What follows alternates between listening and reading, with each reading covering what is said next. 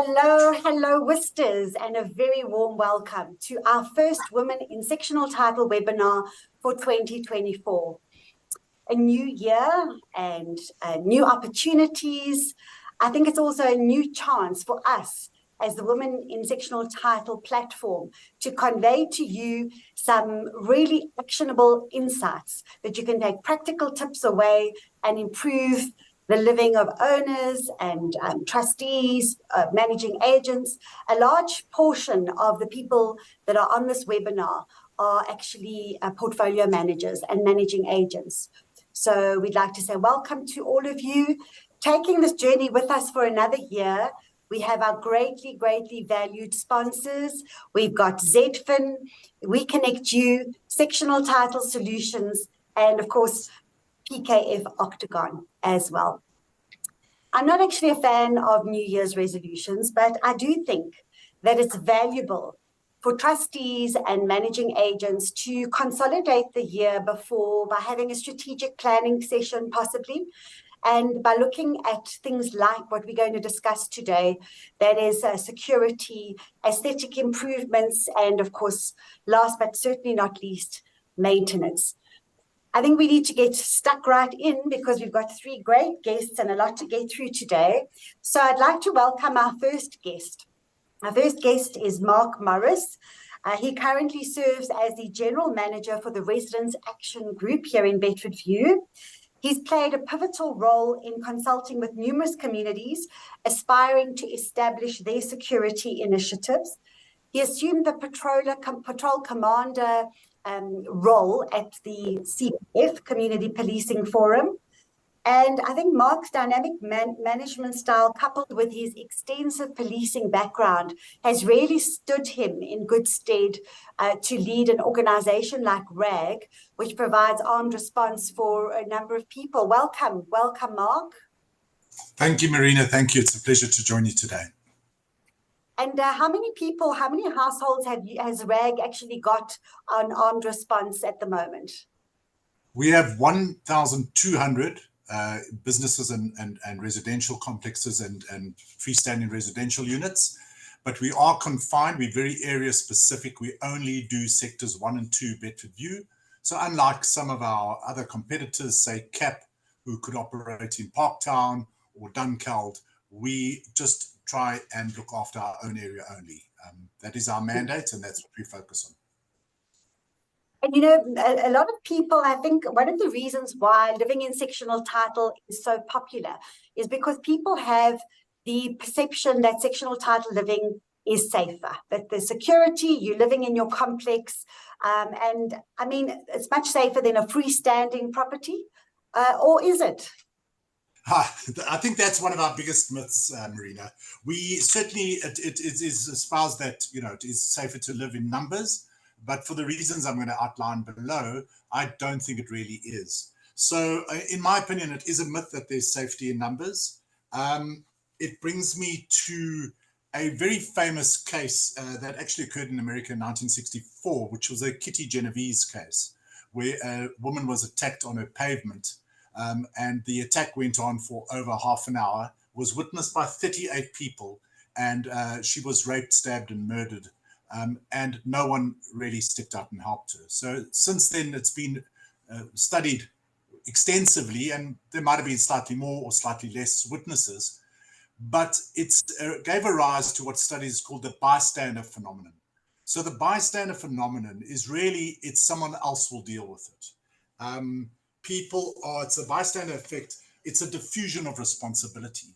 So I come across this quite often in our own lived experience here in Bedfordview. We probably have about 2 to 1, 2 house robberies or 2 break-ins at a complex or a sectional title complex compared to a freestanding house. And that is quite simply because people assume that's somebody else's problem. So there's a diffusion of responsibility. And then also the social influence. Are people, do you want to report on your neighbor? There's somebody strange, but is it their visitor? Is it their cousin? Or is it armed robbers? And so people step back. And so the only way to counter that is to develop a sense of community. And we can do that quite easily these days through WhatsApp. and we're having a WhatsApp group for your complex, and also by having social get-together. So you get a get to know your neighbor situation. So I believe it's not safer in numbers. You need to actually take more precautions. 100%. And I remember that terrible case as well at the coast where F.W. de Klerk's wife, I think Marieke de Klerk, was also murdered at home in a unit in a supposedly safe complex. So I think the key takeaway there is just don't allow complacency to take over. What about new criminal trends? I mean, criminals they always say they're one step ahead of us. So what are you finding are the latest things that criminals are up to? So maybe we can get up to speed with them. Yep. So since the introduction of license plate recognition cameras and our initial successes in that regard, criminals have now cottoned on to the fact that we trace them. So they're striking from major thoroughfares, so highways, and they're hitting areas that are easily accessible from highways. So this is the latest criminal trend to sort of come back since November last year. And then, of course, daytime attacks. With cloned number plates, criminals are still lifting up gates and entering freestanding houses and complexes. So that will never stop unless, I think boomed areas does help, but it's also not a fail-safe solution. Lifting up gates. I mean, we've always had this issue. Everybody, all the companies are saying, watch your gates, be careful that you can't lift up your gates. What do people have to do? Or how do you avoid somebody lifting up your gate? Do you have to put a clamp on, or what do the security guys do there? So there's both a physical deterrent, and any good technical chap should be able to put in anti-lifting devices. But we've also come out, we believe strongly in using technology. There is now a device that has a built-in accelerometer. The algorithms have been tested. So if the gate is fiddled with, it will send a panic through to a control room or our control room, and then we can respond to that. So that is a very new, innovative device that's coming out onto the market now. And so that will certainly help in giving us, as a armed reaction team, advance warning that the guys are going into the property. For sure. You know, recently I encountered a case here in an area where we live, where there was a kidnapping kingpin who lived in one of the complexes, and he was actually arrested, but his wife still remained in the complex. And there were protests from certain community groups within the complex, and there were marches that were ordered, and it became a problem because all these owners were saying, yeah, but we don't feel protected. And I think there are a lot more protest type of actions where community groups get together. So how would you deal with a situation where you threatened with this big, these large groups of people coming for a complex? Thank you for that question, Marina. Yes, I actually attended. The wife was subsequently almost assassinated, and I was there in the morning that she was assassinated, dropping her child off at nursery school. So the dangers were very, very real. I think you've got to go back to basics with that. In any sectional title complex, it's back to FICA and it's back to basics. Know your client. If the proper checks had been done right in the beginning, the red flags would have been raised. And in fact, a lot of people in the complex were sitting with information that was not being passed through to trusted sources to give to, say, crime intelligence. So the information is there, but people don't want to get involved. Again, possibly the bystander effect. It's somebody else's problem. So until it hits you. Once, though, the person had been arrested, it's very difficult then to take, not revenge, but sort of action against the remaining person, because as we know in our law, Marina, you're an attorney, I don't need to tell you you're innocent until proven guilty. But yeah, it's a problem, and we need to get back to basics on that one. 100%. And with a move to digitization in most industries around South Africa, what are your thoughts about things like facial recognition and fingerprinting?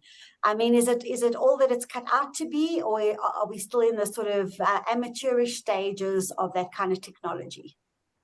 So yes, we firm believers in being early adopters of tech. Humans are fallible, and we need to always check up on humans. Tech is not dissimilar. We still need to check up on tech. So when you're an early adopter of tech, you're going to have introduction problems, and not always what it's promised to be, but certainly biometrics is the way to go for the future. Smart cameras, AI stuff, anything that can replace humans, and that you can then adopt measures to check that your tech is working. Because we, for instance, have installed cameras in our reaction vehicles, and then you find that later it wasn't recording.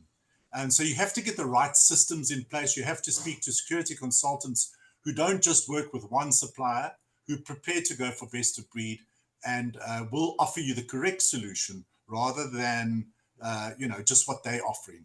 So it's the way to go. And I think that we're going to increasingly see guarding being done away with and being replaced by tech.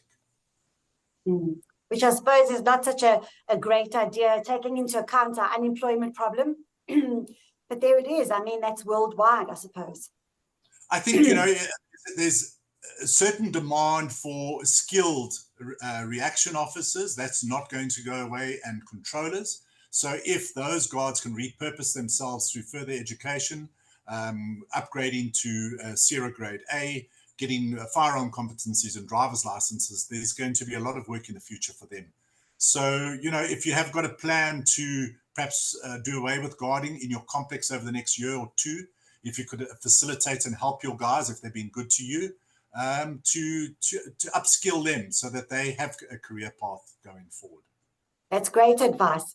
Great advice. And also, Mark, when we work together as well at RAG, the situation around guards, you just raised it now, that they have to be CIRA registered. And I think for complexes, it's quite important to take that into account. Could you just briefly touch on that for me?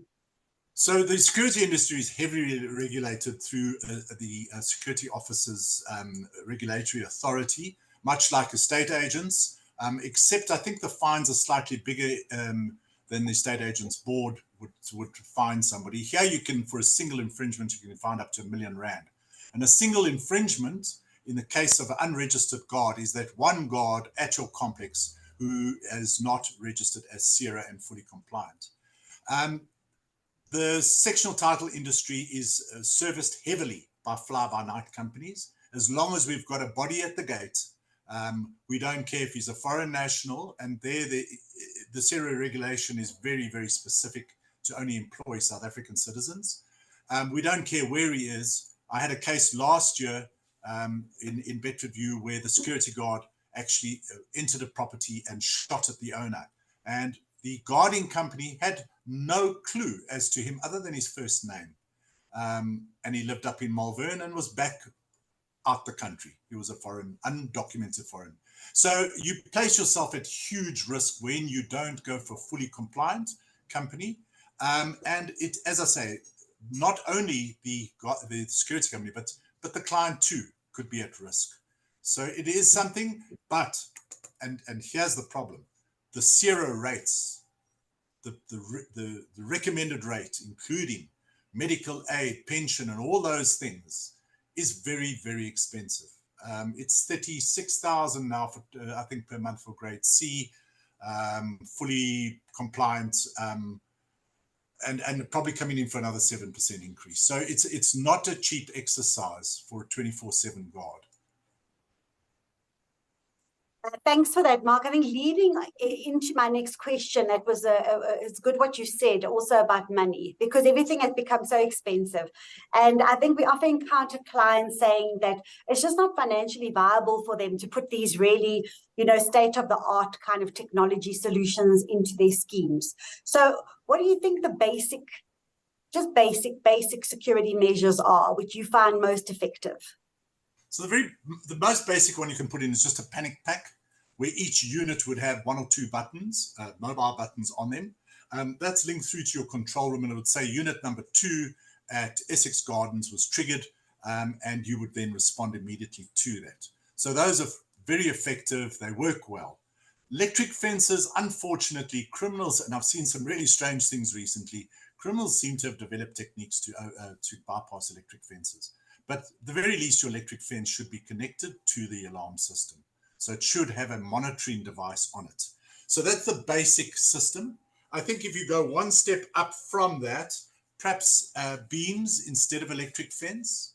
And then I think the way it's going now is off-site monitoring, either just in the evenings or 24/7, and with automatic drop boxes. Because I think the problem everybody say, okay, you have no guards on site, but who moves the bins around?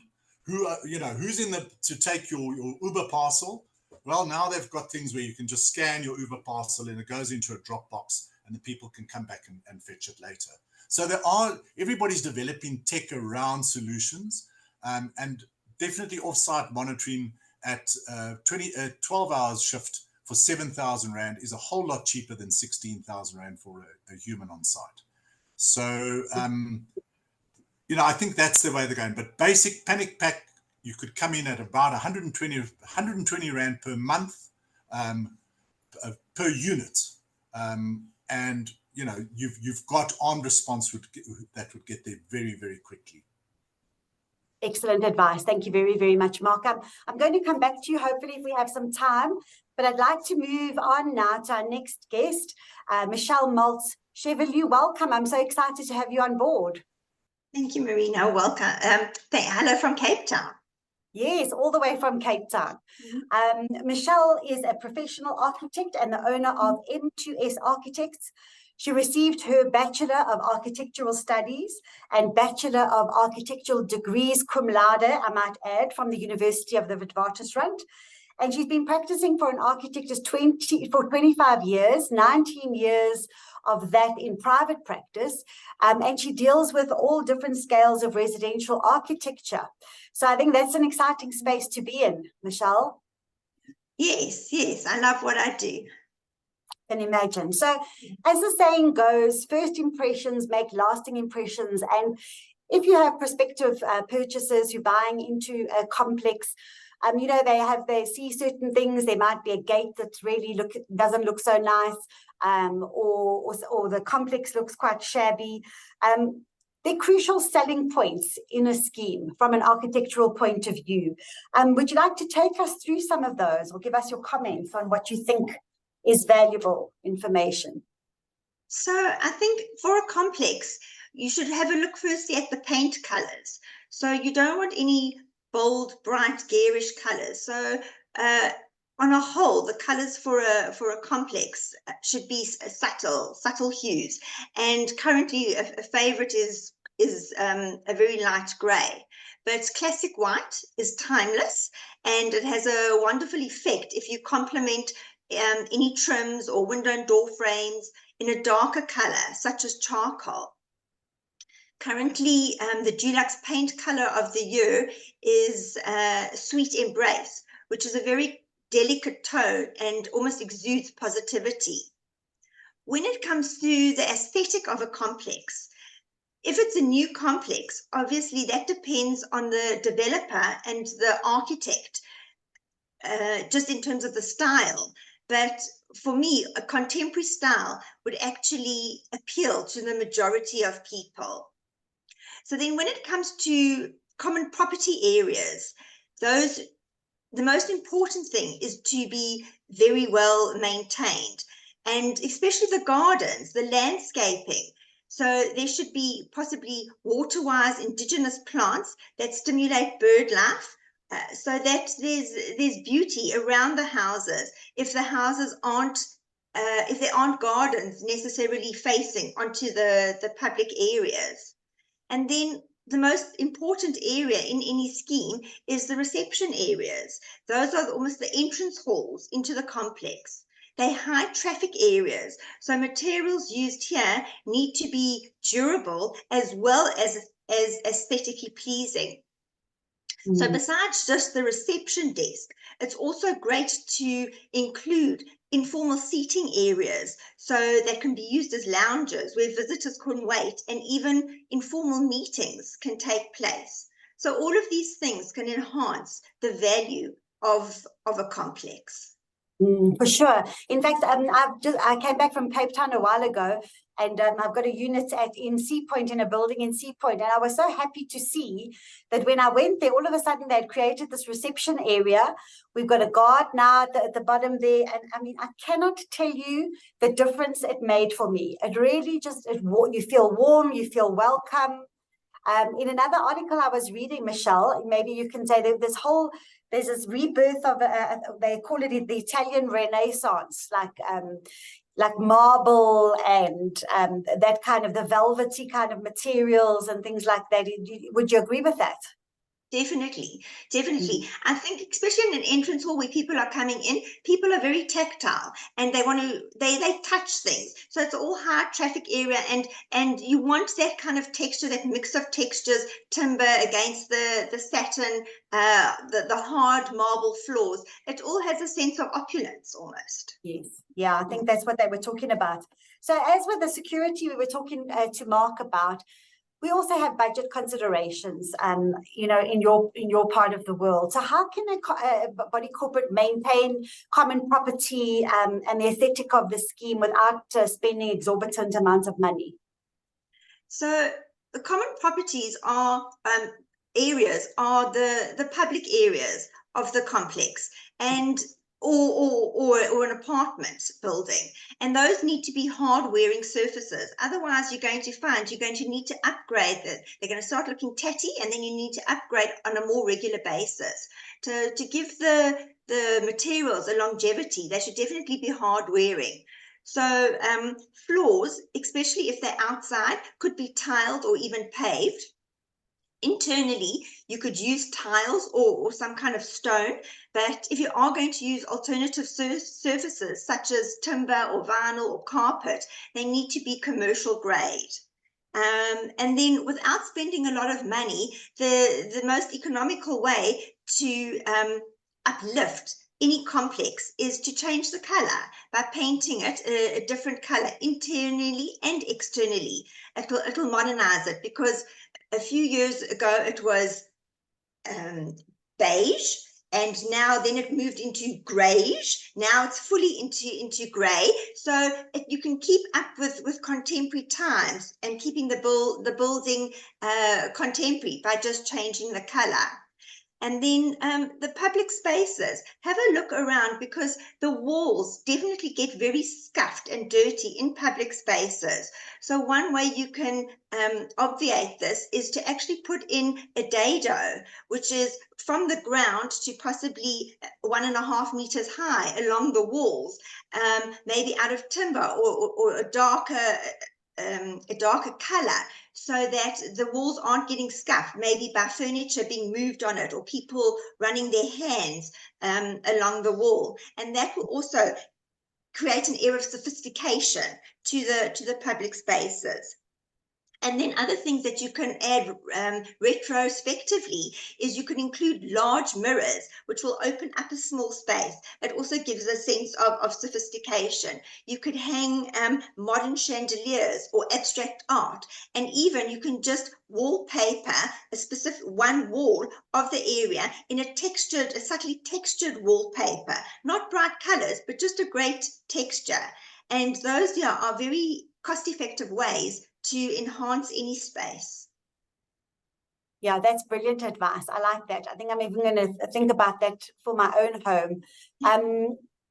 Conduct rules. We're talking, you know, sometimes in conduct rules, you can include certain things which will help with what we've been talking about. So, for example, one of the conduct rules may say you're not allowed to put laundry on your balcony or hang things where it's visible, you know, they're visible from common property. Are there any other conduct rules which you might, you know, which might come to mind, which could help with that, so that you don't have untidiness or anything like that? So I think any well-managed scheme complex should have a homeowners association or a body corporate that is on the ball.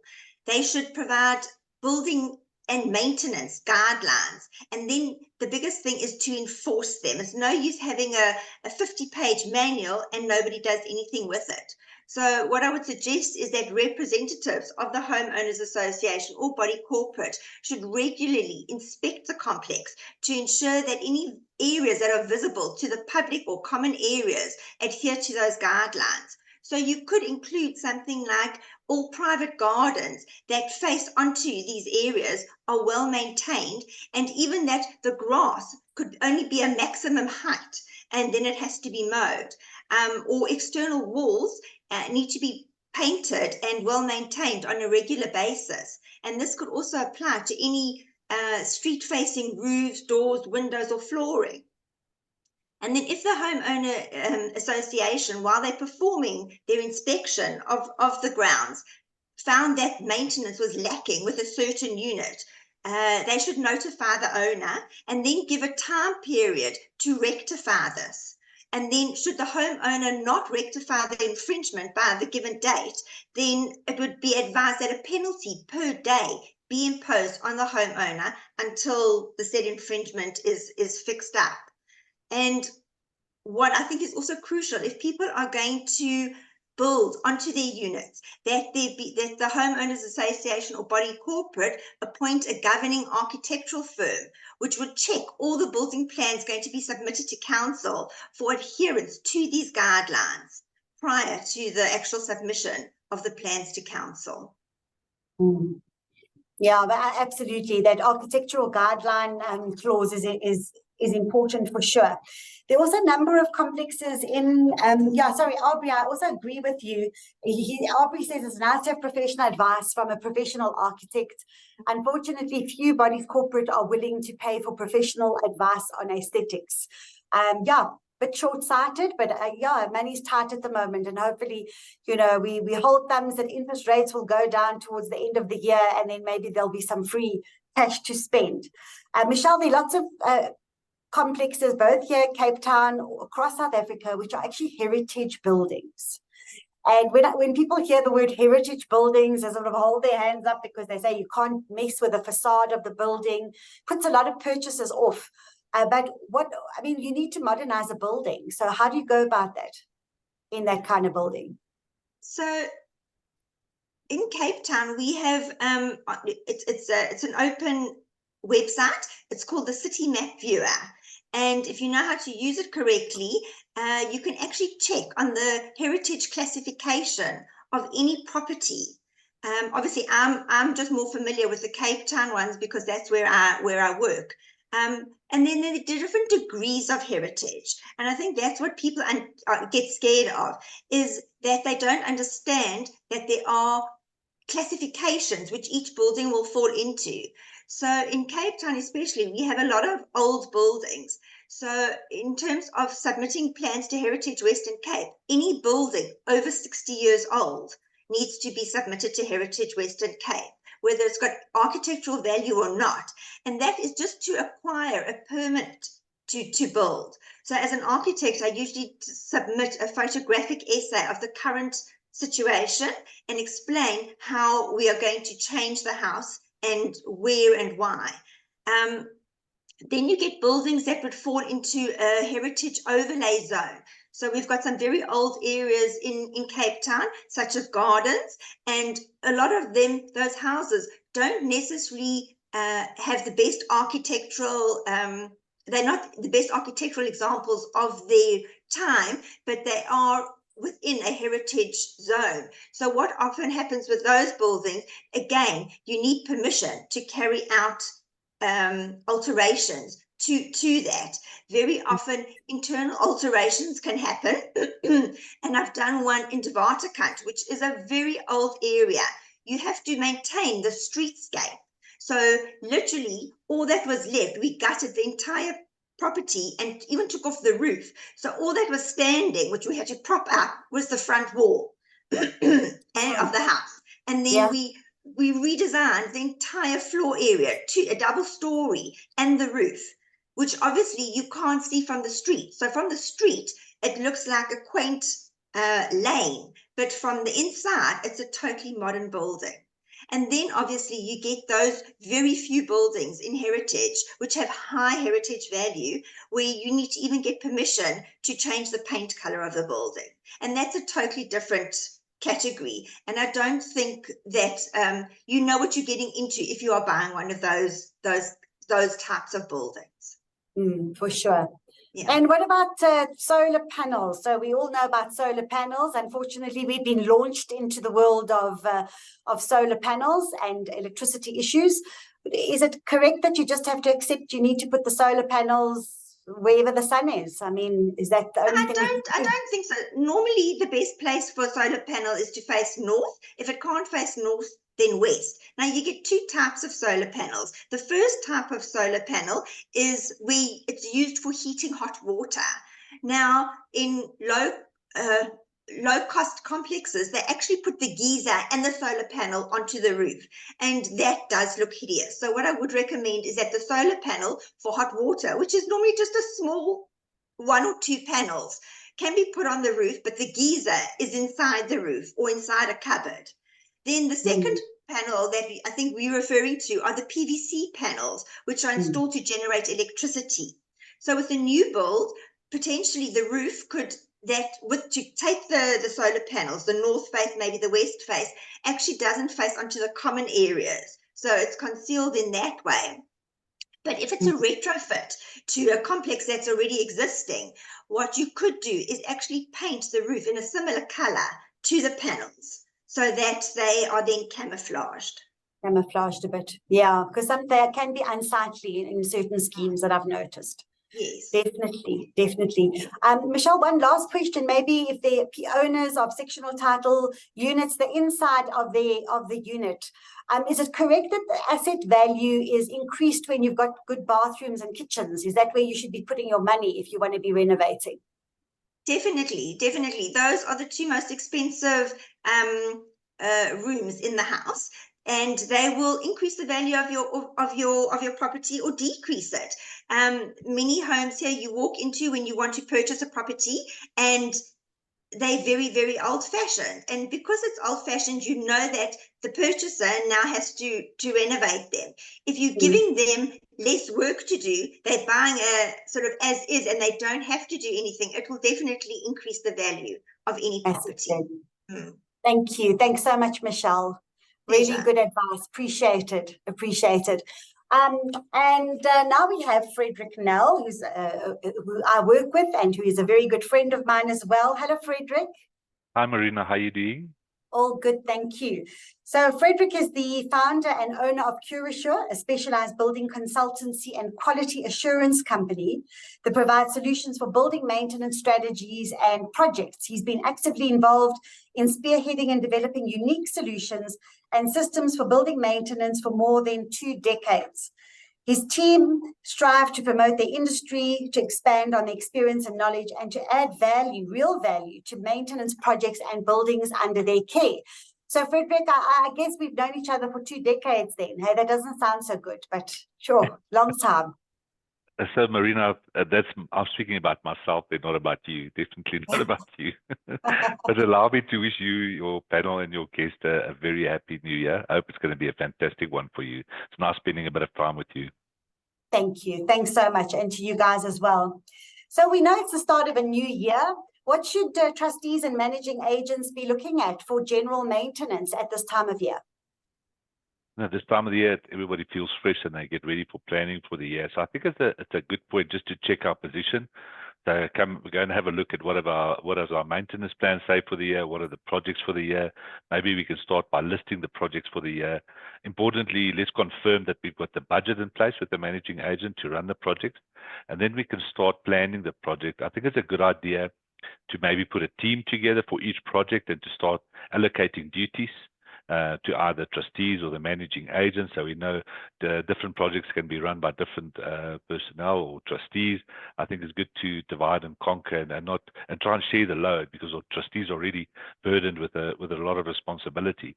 And then we can start with the process by step taking each project and just unpacking the steps and the requirements to make that project come to fruition. And we've been involved in sectional title when the whole written 10-year maintenance, repair and replacement plan was launched by our legislation.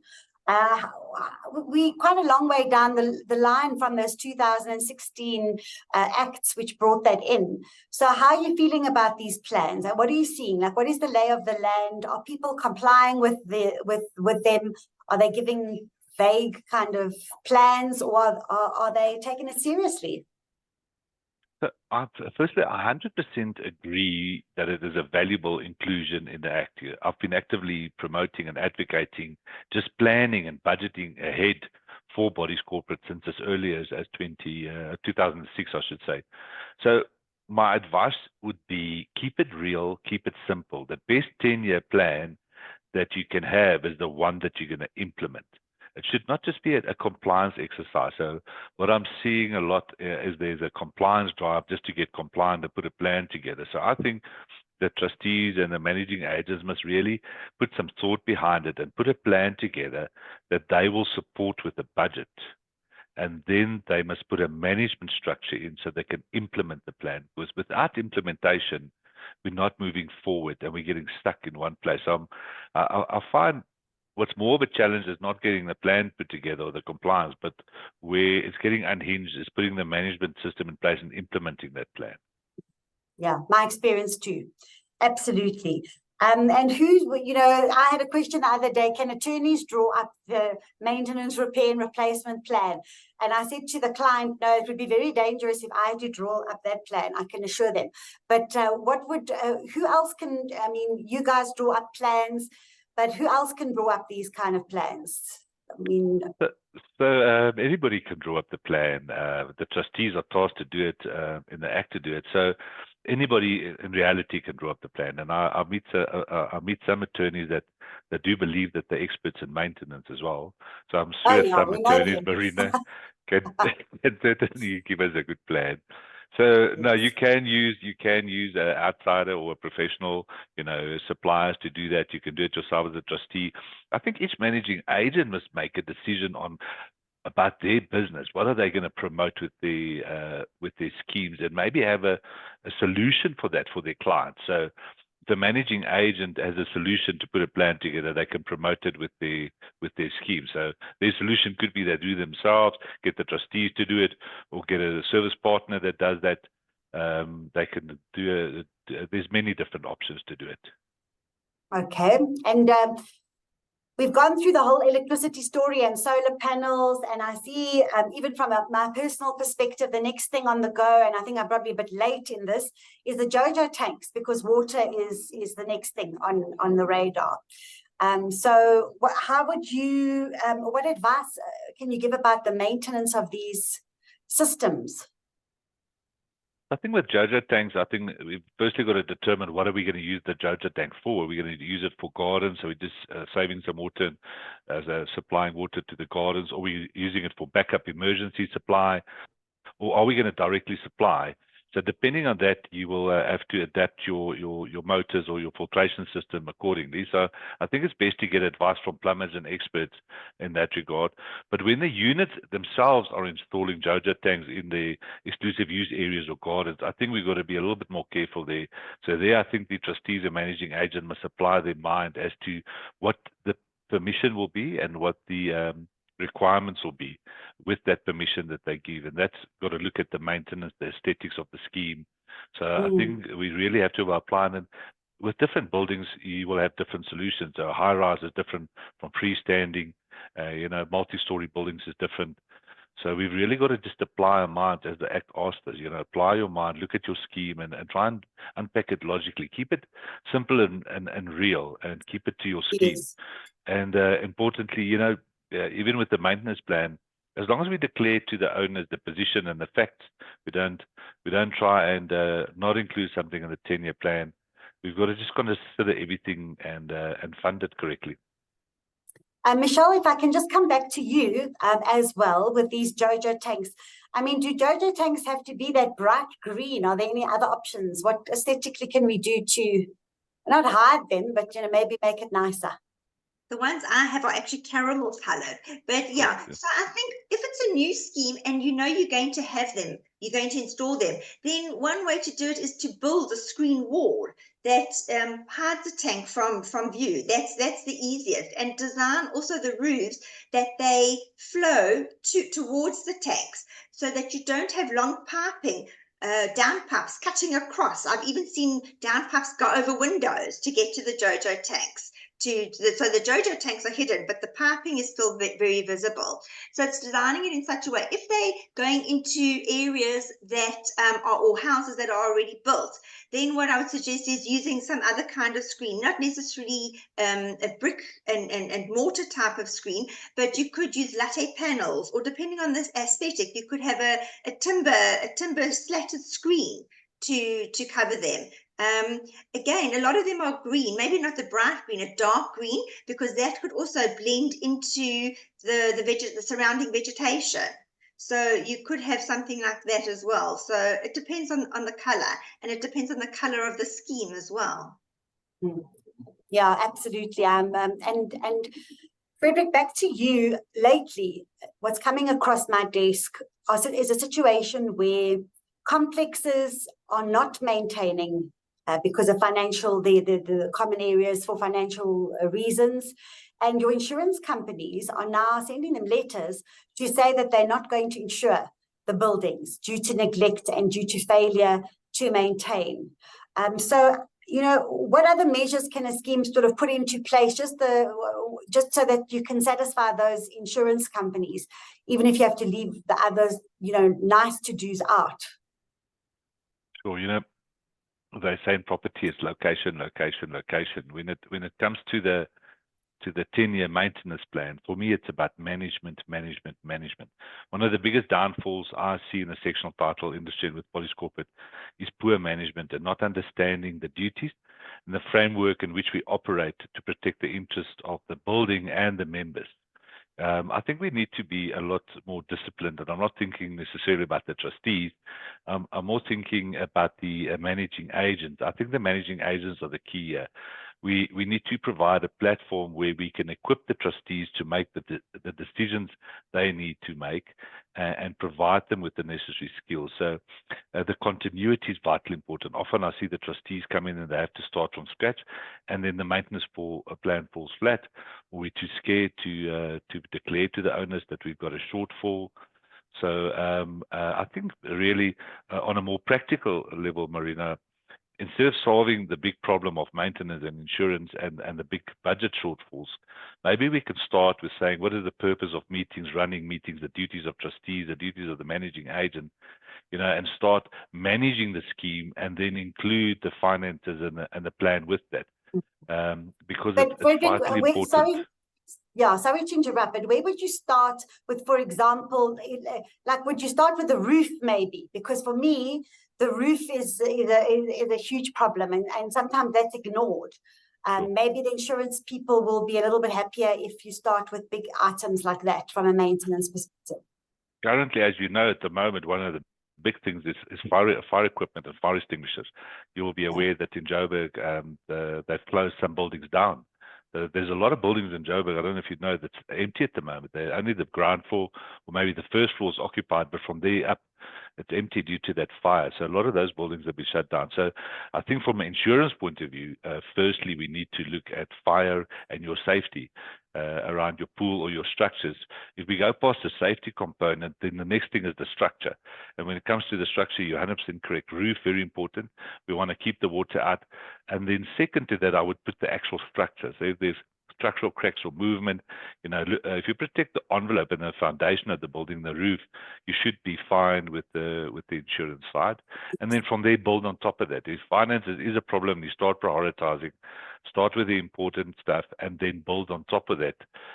Most importantly is from the beginning, try and declare the whole plan, you know, the roadmap, and show owners that we may not have funds to do this, but we're going to prioritize these, and let's work towards a common goal, and then ask the owners to partner with us and put a budget behind that. Best advice.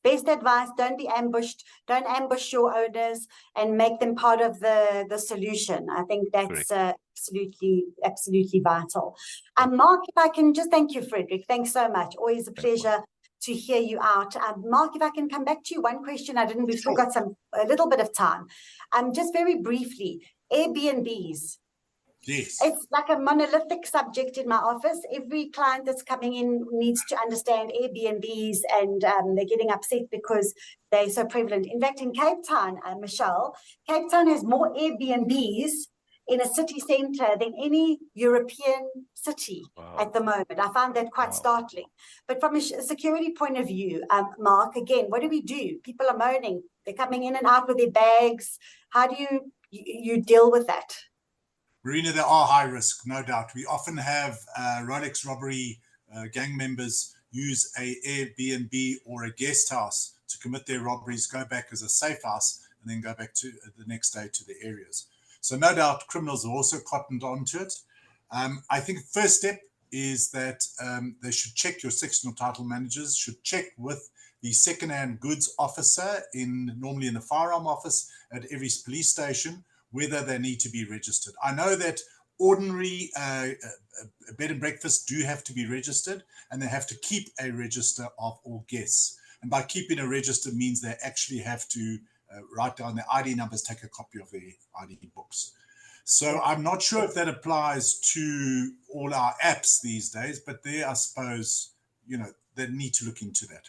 Again, it's back to, if you implemented biometrics, or you had a facial recognition, or you had some sort of identification and good camera systems, it would make the chances of criminals using your place much less. But it does provide a risk to other members in the block, because once you get in your block, you assume you're safe.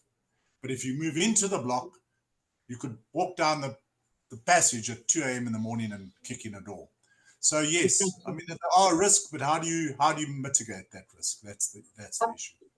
Yeah, I suppose also those conduct rules need to be tightened up with anybody or any complex allowing short-term letting. To all the guests, thank you so much. Really, your knowledge is exceptionally gratefully well received. I appreciate your time today. Fantastic information. So I just wanted to mention to all our Worcesters that next month we will be announcing a new mediation platform for women in sectional title, which will be a pre-CSOS mediation platform. We've got about 6 women mediators that I've already appointed to mediate on this platform, and I think it's going to really be exciting, maybe quite a game changer for dispute resolution. So thank you for that. And for February, we're going to be talking about electric cars and the possible onslaught that we're going to face in our sectional title community with things like having to charge vehicles, having to make space. We may even be speaking to a guest from Australia who's putting into place things for the New South Wales strata title community. So until next month, until February, keep safe. And thank you so very, very much for attending our webinars and supporting us. Thank you. Bye-bye. Take care. Thanks, Marina.